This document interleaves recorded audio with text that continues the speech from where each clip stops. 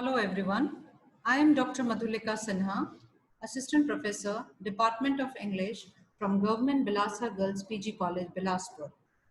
This video is on Daniel Defoe's Robinson Crusoe, a novel. This video covers author's introduction, his novels, his novel Robinson Crusoe, and its chapter-wise summary. Daniel Defoe was born in London in the year of Restoration. He altered his original surname, Foe, to Defoe. As a young man, he traveled all over Europe. His career had its ups and downs, and he was also put into prison several times. He was considered to be a founder of the English novels. He started writing when he was nearly 16. His other novels are Captain Singleton, Captain Jack, Moll Flanders, Roxenda, and Robinson Crusoe.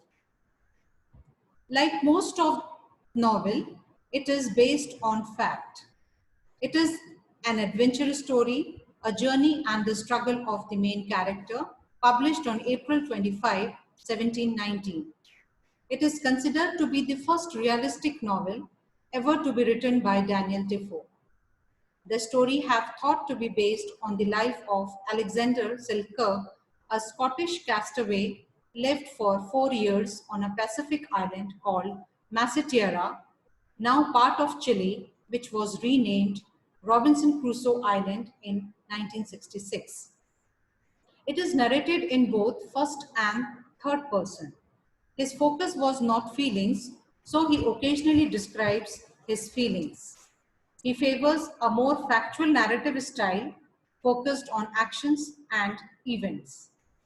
Presented as an autobiography of the title character Robinson Crusoe, a castaway who spends 28 years on a remote tropical deserted island near the coast of Venezuela and Trinidad, encountering cannibals, captives, and mutineers before being rescued. It gives an impression that we are listening a live character and his adventures. Now the chapter-wise summary. In chapter 1, we go to see chapter 2, captured by pirates. A man named Robinson Crusoe records his own life story, beginning with his birth in 1632 in the city of York, England. His father was a German. Crusoe's inclination is to go to sea. His family opposes this idea. Initially, he resolves to follow his father's advice, but when one of his friends embarks for London, Crusoe succumbs to temptation and boards the ship on September 1, 1651. A storm develops. The weather is so bad that Crusoe fears for his life and prays to God for deliverance. The ship nearly founders, but all are saved. Crusoe sees this ordeal as a sign of fate that he should give up sea travel. In chapter 2, he wrote, he parts with his friend and proceeds to London by land, where he meets a sea captain. He sets off with 40 pounds and makes a net income of 300 pounds from this trip. He considers it a great success and sets off on another merchant expedition. This time he is pursued by Moorish pirates off the coast of Sallee in North Africa. Here he is enslaved and assigned the task of fishing. Chapter 3, escape from the Sallee rover, and 4, become a Brazilian planter. Crusoe sets off on a fishing expedition with 2 other slaves, a man named Ismail and a boy named Zuri. Sneaking up behind Ismail, Crusoe pushes him into the water. Ismail swims alongside the boat and begs to be taken in, but Crusoe pulls a gun and tells him to return to shore. Then he asks Zuri whether he will accompany him and serve him faithfully. Zuri agrees. By evening, they both have sailed 150 miles south of Sallee. They proceed southward, which Crusoe believes are the Canary Islands. They see naked people on shore and fear them until the natives offer them food. Crusoe is surprised by a European ship in the distance. The kind Portuguese captain offers to take them to Brazil. He buys Crusoe's boat as well as Zuri. And in chapter 4, after a voyage of 22 days, Crusoe lands in Brazil, accepting many farewell gifts from the Portuguese captain. For 2 years, Crusoe earns only enough, but in the third year, he begins to do well and in retrospect misses the labor potential of the slave boy Zuri, whom he sold. Eager for slave labor to extend his business, he agrees to an acquaintance's plan to sail to Guinea for black slaves in exchange for his own share of the slaves. Chapter 5, Bored in an Evil Hour, and in chapter 6, Furnished with Many Things. After writing a will, leaving half his possessions to the Portuguese captain, Crusoe sets sail for Guinea on September 1, 1659.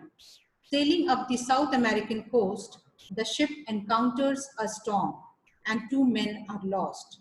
The ship is clearly doomed and the crew climbs into boats to make for shore. Crusoe loses sight of his mates. Finally, he makes it to shore where he immediately prays to God in gratitude. After drinking some fresh water and finding a tree, he said, "O drug," said I aloud, "what art thou good for?" And he spends his first night on the island. He furnished himself with many things, which he wrote in chapter 6. Awakening the next morning, refreshed, Crusoe goes down to the shore to explore the remains of the ship. Crusoe conceives the idea of building a raft out of broken lumber on which he loads provisions of bread, rice, goat meat, cheese, and other foods. He also finds clothes, arms, and fresh water. Crusoe returns to the ship 12 times over the following 13 days. In chapter 7, build fortress and started writing the journal. Crusoe decides to build a dwelling or fortress, as he calls it. He chooses a spot with a view of the sea, protected from animals and the heat of the sun and near fresh water. He also builds a cellar. He discovers wild goats on the island. On about his 12th day on the island, he erects a large cross in which he inscribes the date of his arrival, September 30, 1659. He also begins a journal. Beginning with an entry date that inaugurates his account of life on the island of despair, he proceeds to narrate events like his discovery of the ship's remains, his salvaging of provisions, the storm that destroys the ship entirely, the construction of his house, and so on. He notes that he has lost track of Sunday and he is thus unable to keep the Sabbath. He records the buildings of various pieces of furniture and tools. He tames his goat. In chapter 9, continuing his journal, throw away the husk of corn.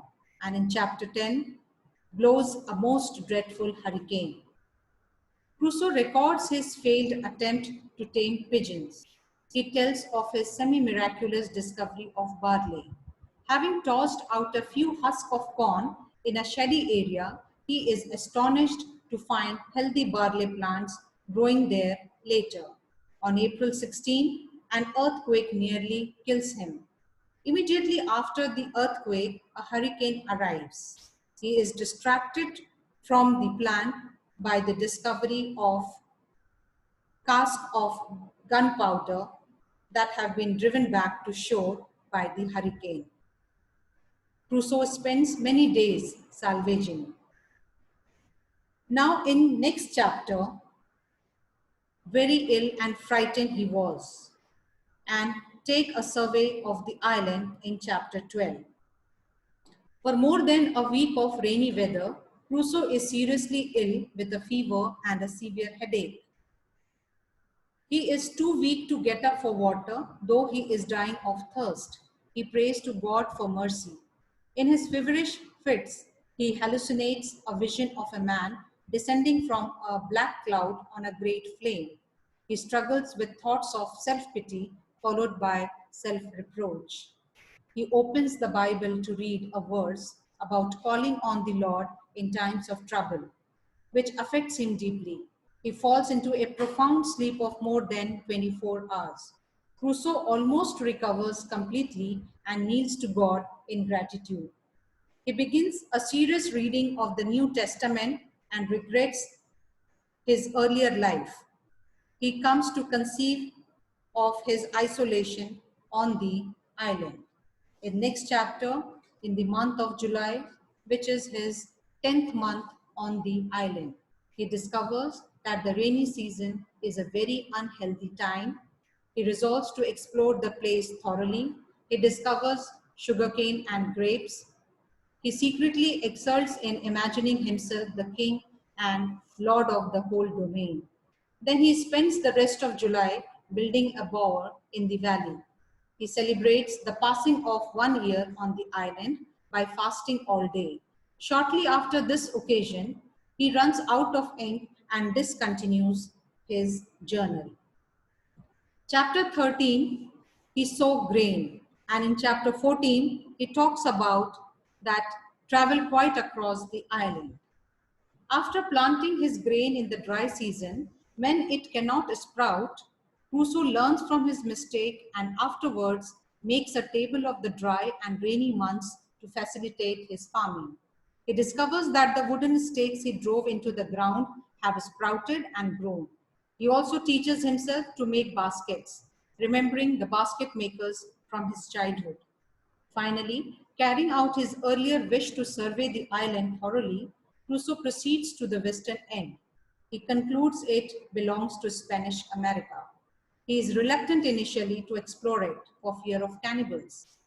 He catches a parrot and taught it to speak and discovers a penguin colony.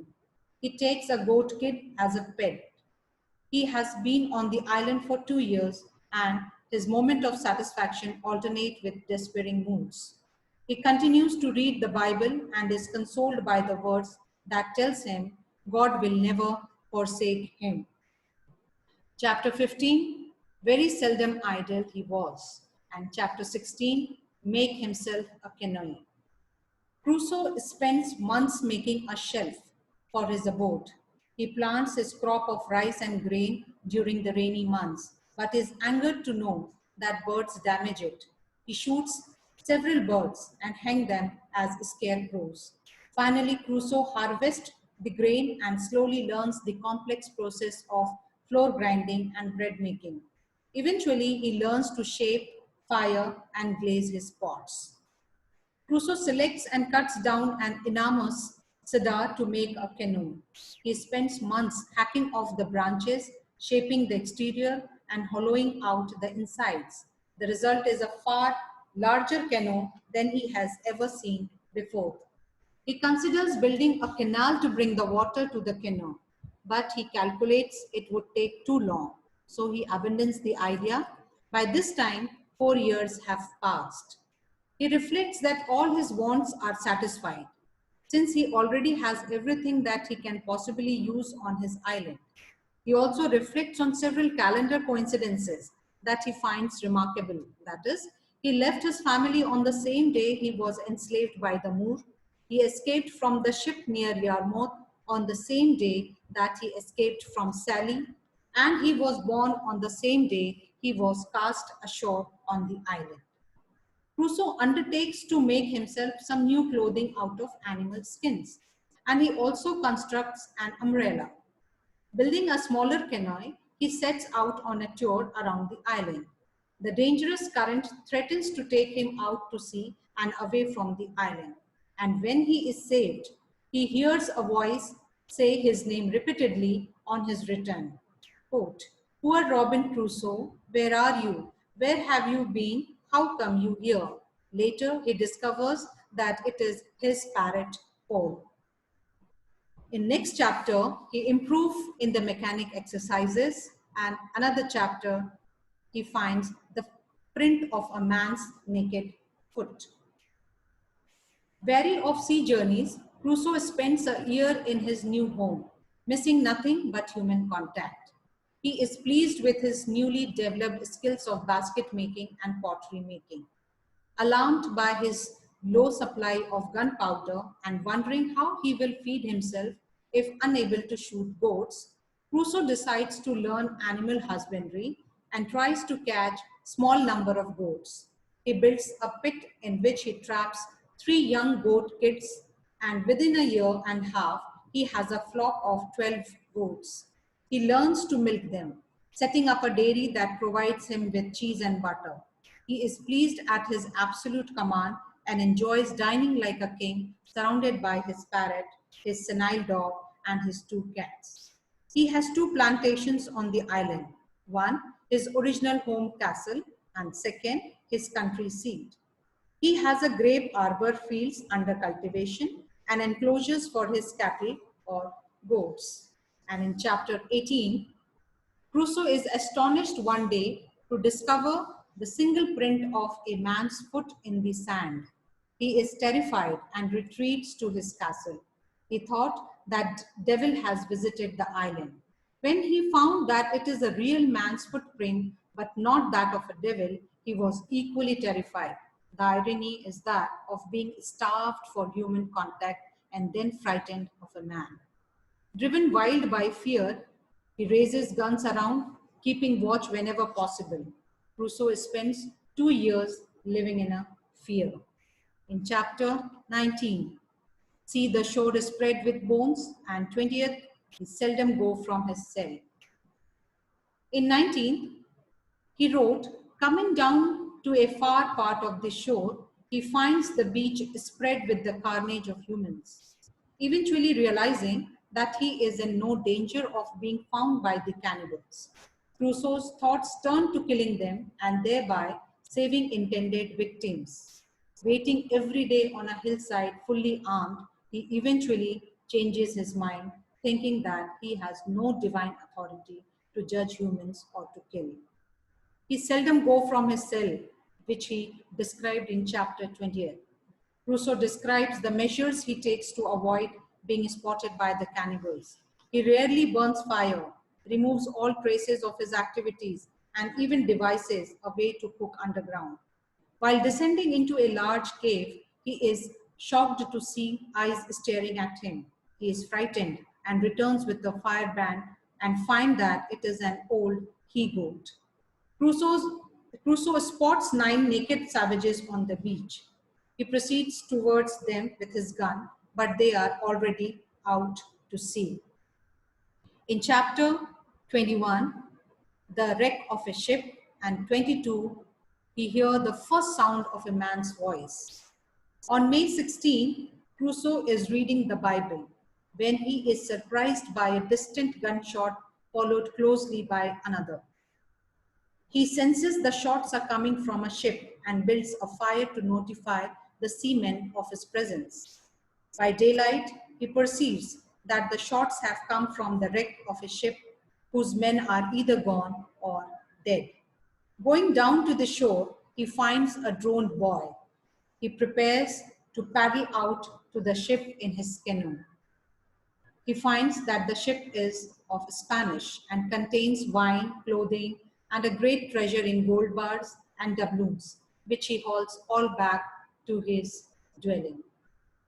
In next chapter, Crusoe reflects on the original sin of disobeying his father, recounting the foolish decisions he has made throughout his life.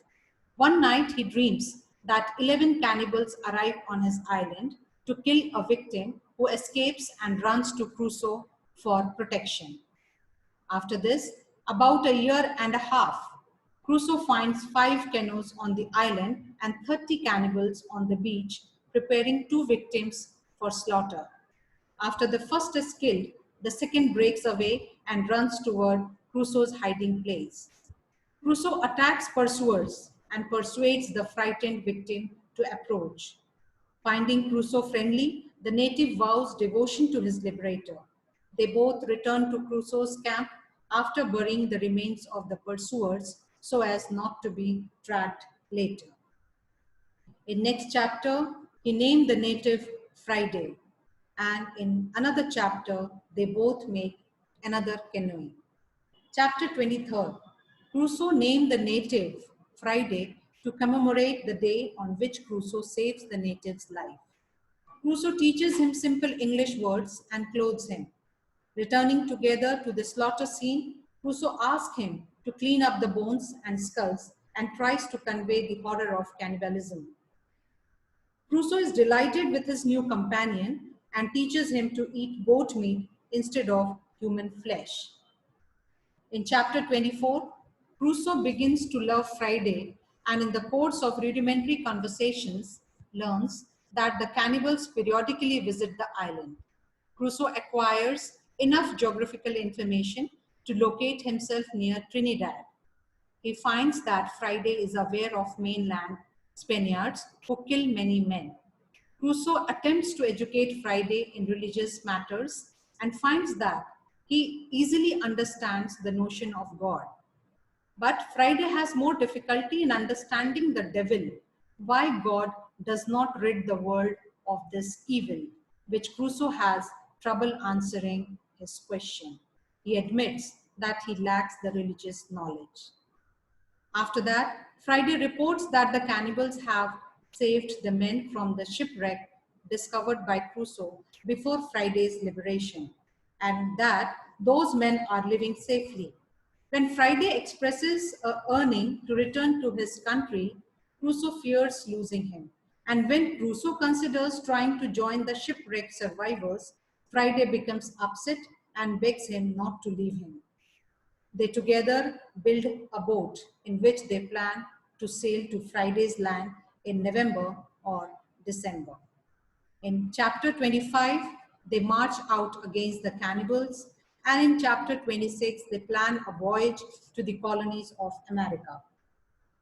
In 25th chapter, before Crusoe and Friday have chance for their voyage to the cannibals' land, the cannibals visit Crusoe's island. 21 natives come in 3 canoes to carry out another cannibalistic attack on 3 prisoners. Crusoe observes that one of the prisoners is a European.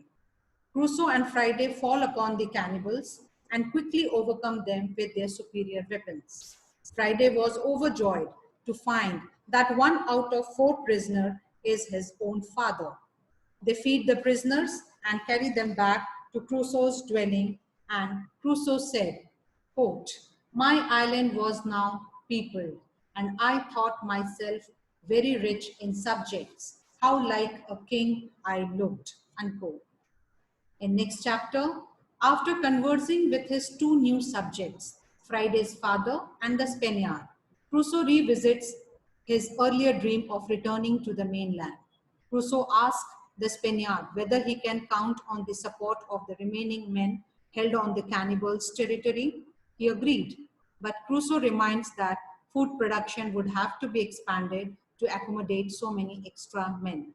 With the help of new workers, he increases his agricultural capacity. He gives each of the new men a gun. In chapter 27, quell a mutiny. In 28, they seize the ship, and 29, find his wealth. In chapter 27, one day Friday comes returning to Crusoe with news that a boat is approaching the island, and Crusoe with his sunglass discovers it to be English. Near the shore, Crusoe and Friday discover that the boat contained 11 men, 3 of whom are bound as prisoners. Friday suspects that the captors are preparing for cannibalism. Crusoe approaches the prisoners, who mistake him for an angel. Crusoe proposes that in exchange for liberating him and other 2, he and Friday should be granted free passage to England. Crusoe realizes that the other seamen may notice something wrong and send more men on shore to overpower Crusoe's men. They disable the boat to prevent additional men. Then Crusoe sends Friday and others to shout at the men from various directions, and Crusoe succeeds in confusing and tiring them. Finally, they are separated. The men in the boat eventually come inland and are overwhelmed by Crusoe's stratagems. On behalf of Crusoe, the captain offers to spare everybody's life, and all the mutineers surrender. In chapter 28, having defeated the mutineers, Crusoe decides that it is time to seize the ship, and he tells the captain of his plans. The captain agrees. Crusoe and the captain intimidate the captive mutineers with the fictitious report that the island's governor intends to execute them all, but would pardon most of them if they help seize the ship. To guarantee the men's promises, Crusoe keeps 5 hostages. The plan works. The rebel captain on the ship is killed and the ship is reclaimed. When Crusoe glimpses the ship, he nearly faints from shock. In gratitude, the captain presents Crusoe with gifts of wine, food, and clothing. The mutineers are offered the chance to remain on the island in order to avoid certain execution for mutiny in England. They accept. On December 19, 1686, Crusoe boards the ship with his money and a few possessions and sets sail for England after 28 years on the island. Back in England, Crusoe discovers that the widow who has been guarding his money is alive, but not prosperous. Crusoe's family is dead, except for 2 sisters and the children of a brother. Crusoe decides to go to Lisbon to seek information about his plantations in Brazil. And in chapter 29, he finds his wealth. He says, "It is impossible to express here the flutterings of my very heart when I found all my wealth about me." Arriving in Lisbon, Crusoe looks up his old friend and benefactor, the Portuguese captain, who first took him to Brazil. The Portuguese captain tells Crusoe that his Brazilian lands have been placed in trust and have been very profitable. Crusoe, moved by the captain's honesty, returns a portion of the money. Crusoe is able to transfer his Brazilian investment back into his own name. He finds himself in possession of a large fortune. He sends gifts of money to his widow friend and to his 2 sisters. Tempted to move to Brazil, Crusoe decides against the idea because he is reluctant to become Catholic. He resolves to return to England, but he is averse to traveling by sea. Removing his baggage from 3 different ships at the last moment, he decides to proceed on land, assembling a traveling group of Europeans and their servants. And in last 2 chapters, that is 30th and 31 chapter, they cross the mountains, which he describes in 30th chapter, and revisit his island, which he describes in 31 chapter.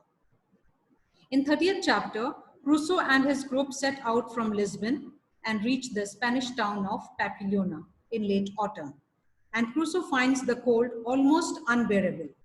The snow is excessive, forcing group to stay several weeks in Pamplona. On November 15, they finally set out toward France despite inclement weather. They encounter 3 wolves and a bear in the woods. Friday kills a wolf and drives away the others. Friday also amuses the group by teasing the bear before killing it. Proceeding onward, the group encounters a frightened horse without a rider. 300 wolves soon surround Crusoe's group. The group shoots the wolves and frightens them with an explosion of gunpowder and finally driving them away. Arriving at last in Toulouse, France, Crusoe learns that his group's escape from the wolves was virtually miraculous. And in the last chapter, he revisits his island. Crusoe lands safely at Dover, England on January 14. He deposits his personal effects with his widow friend who cares for him well. Crusoe contemplates returning to Lisbon and going from there to Brazil, but he is once again dissuaded by religious concerns. He decides to stay in England, giving orders to sell his investments in Brazil. He again thinks about leaving England, though the widow does all she can to dissuade him. Crusoe marries, but after the death of his wife, he decides to head for the East Indies as a private trader in 1694. On this voyage, he revisits his island. Crusoe finds that the Spaniards who have remained there have subjugated the mutineers, treating them kindly. Crusoe provides them with gifts of cattle, supplies, and even women. The colony has survived a cannibal invasion and is now prospering. So these are the chapters, and summary of these chapters are here.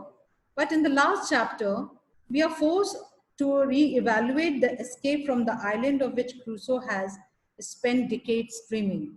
It is ironic that he has earned, plotted, and labored to get off the island. But when he finally does, the return home seems curiously unsatisfying.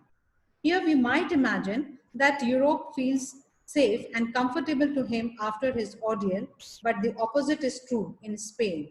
Crusoe faces inclement weather, a bear, and 300 ravenous wolves. His island with its bower seems positively luxurious by comparison. So this is all about the summary of these chapters. Thank you.